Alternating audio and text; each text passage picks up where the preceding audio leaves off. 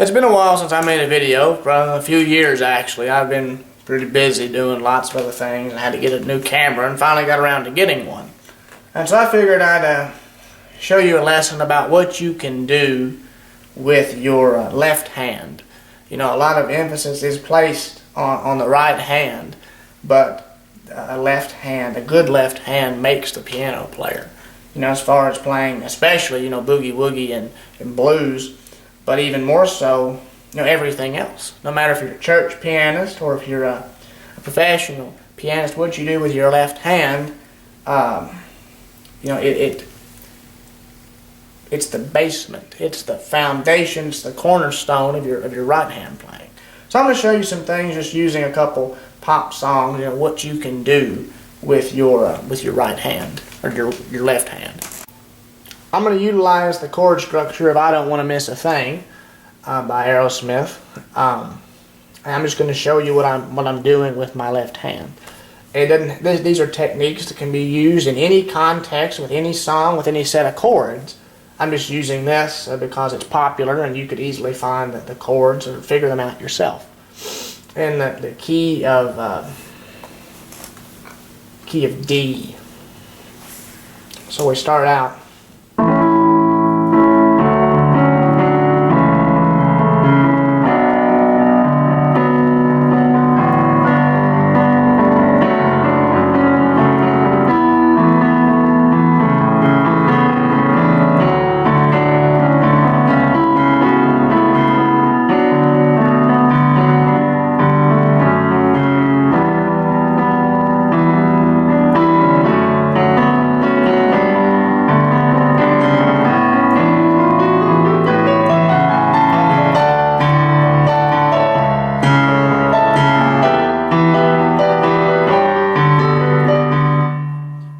Now that sounds really cool, at least I think it does, but I'm biased. But all I'm doing is outlining the chord with my left hand and putting emphasis where I want it. Most of the time on the root of the chord, the first note. So I'm just going, you know,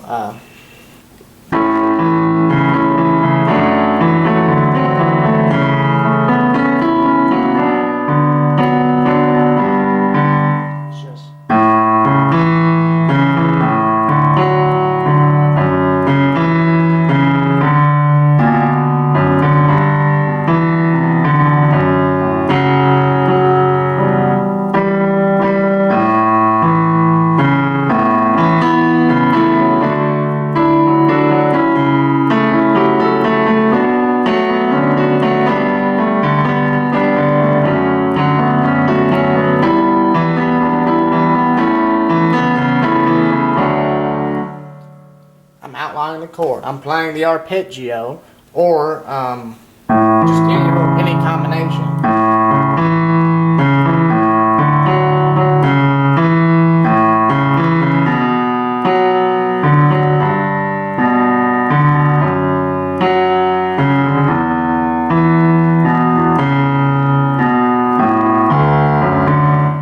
Just utilizing the notes of the scale. But what you can use is a technique called voice leading. In this instance, the chords are A, D, A, B minor. Well, if you think about it, you have D, and then you have C sharp is in the A chord, and then you have B. Well, you can add movement. You can make the chords go somewhere instead of just I could sit here and play the song.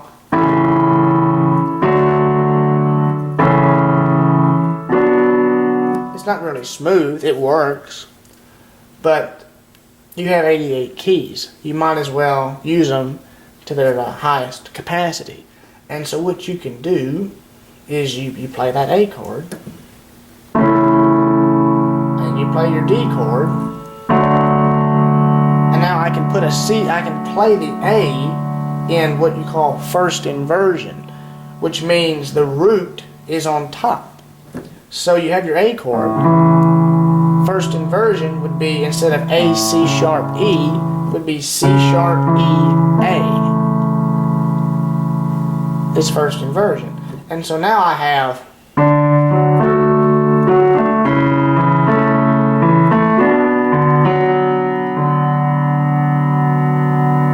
see, it's a lot smoother. So.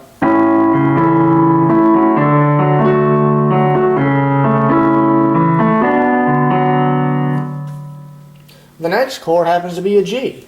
Well, there's a note separating B minor and G. You have A, right? You have B, G, or B, A, G. Well, I can.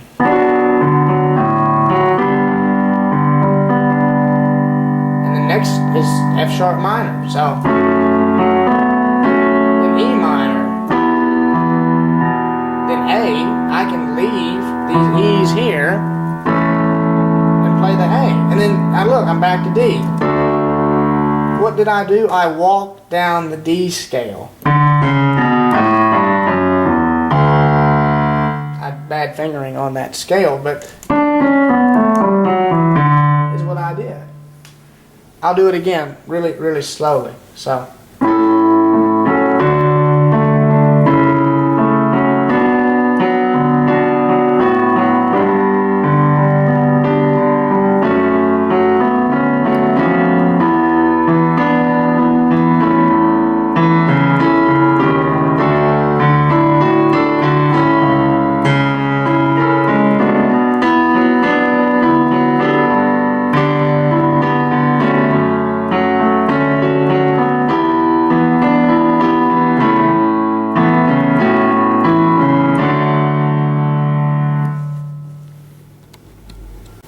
Now what you may have noticed is that I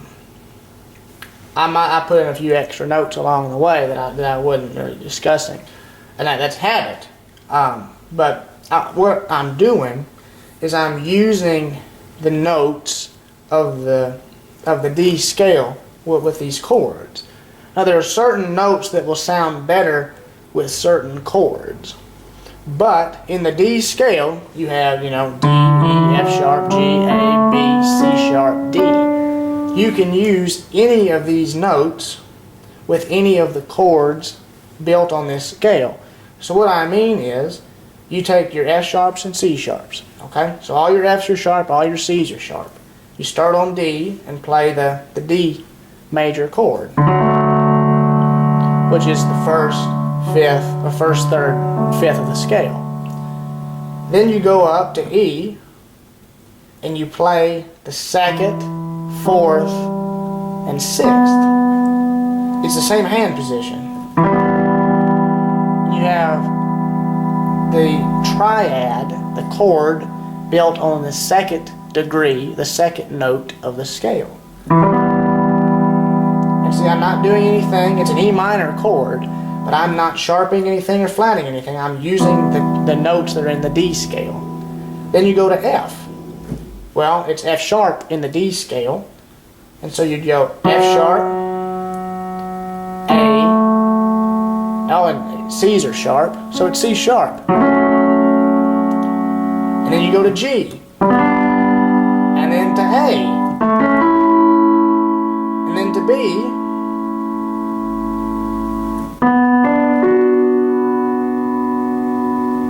then to C sharp, and then back to D.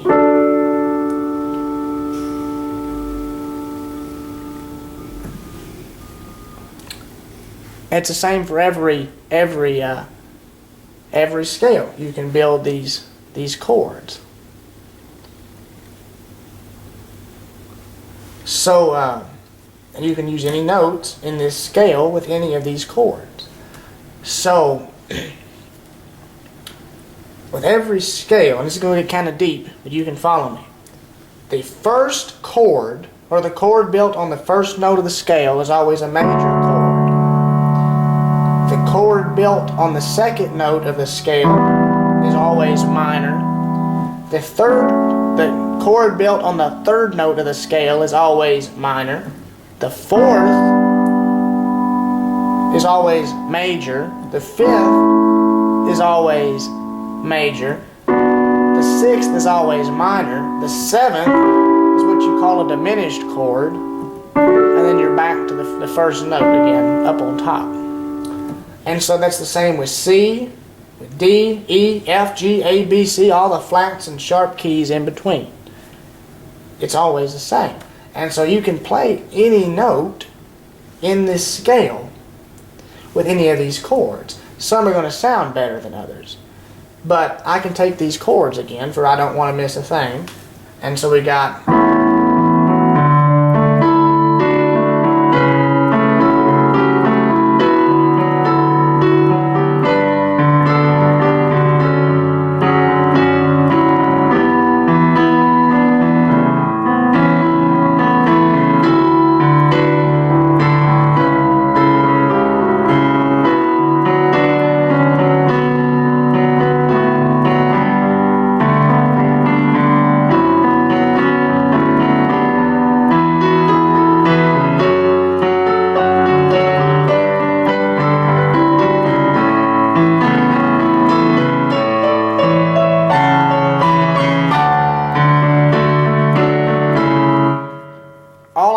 I'm not playing any notes outside of the D scale. I'm not playing any chord that's not built on the notes of the D scale. And so all that is experimentation. But I'll give you a couple hints about this. You can play what's called the suspended fourth chord. So you take a major chord, or any chord really, and instead of playing the third note, you raise it, you play the next note of the scale above the third note. In D, it'd be G. So you have D, G, A. You can also play a suspended second, which means you take the third note of a chord and lower it to the second note of the scale.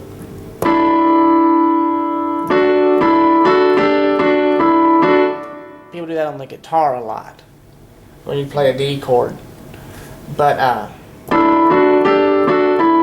it works with any chord. But now if you invert the chord, which means you play the same notes, D, F sharp, A, but you might play F sharp, A, D, or A, D, F sharp. You might play them out of order. It's the same notes, but they're just in a different order. You'd call, if you take, just the D, F sharp, and A, that's root position. If you put the root on top, that's called, or it's root position. And then if you take F sharp, A, and D, you put the D on top, that's first inversion. And then if the F sharp's on top, that's called second inversion. You'd have to think, if you want to build a suspended chord, what's the third of the scale? You can't go and play F sharp, A, D and say, oh, well, the third note's D, let me lower it to the next note of the scale. That's a different chord. You'd have to think, oh, well, the third of the D scale, or the D chord, is F sharp. So even if I'm playing this, I have to lower it down to E. If that makes sense.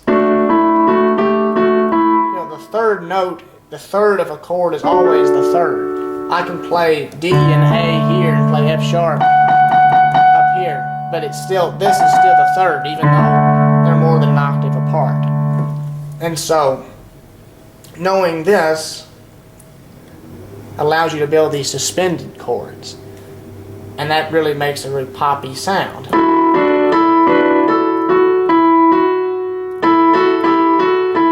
But like I said, you can take these chords and play them in any order. These chords I showed you, and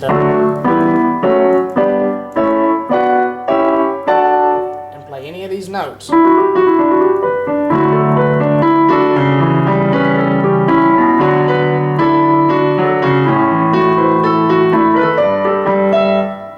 Nothing but those notes. There's nothing about it that is difficult. If you start getting into the jazz round, you have lots of, you have big chords, like your whole, you'll have like a,